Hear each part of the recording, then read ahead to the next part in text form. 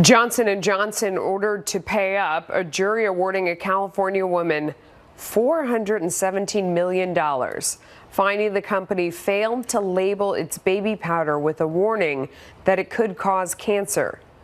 Talcum powder is suspected of causing ovarian cancer. The woman's attorney says she is now dying from ovarian cancer after a diagnosis in 2007. Let's bring in our legal panel. Michael Starr Hopkins is joining me now. He is a criminal defense attorney. David Pietro is also here. He's a former prosecutor and a trial attorney. This is a big one. Michael, let me start with you.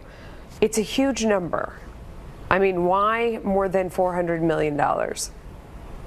Usually when verdicts like this are issued, it's because there were extenuating circumstances. There was some evidence that led the jury to give punitive damages.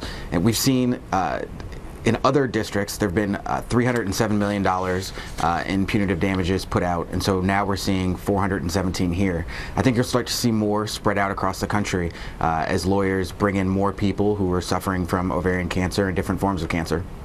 David, speaking of that, there are more than 300 lawsuits pending in California alone, with more than 4,500 of them that are alleging that the company knew about the link between powder and ovarian cancer.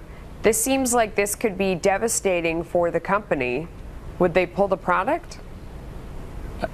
I think the CEO of Johnson & Johnson probably had a headache when he heard this verdict. The problem with Johnson & Johnson as a company, they have put so many products on the consumer line that hurt patients.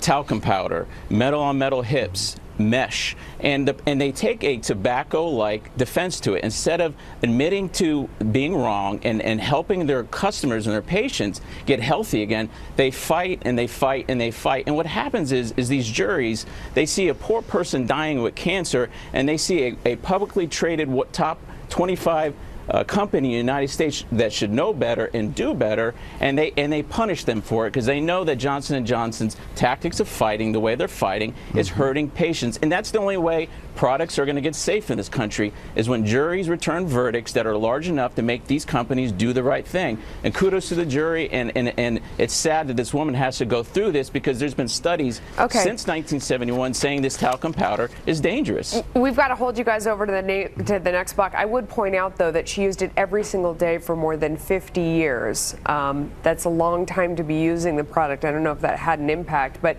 we have another case on the other side. We want to talk to you about that reporter's death aboard a submarine, the headless body. It's a big one. We'll be right back.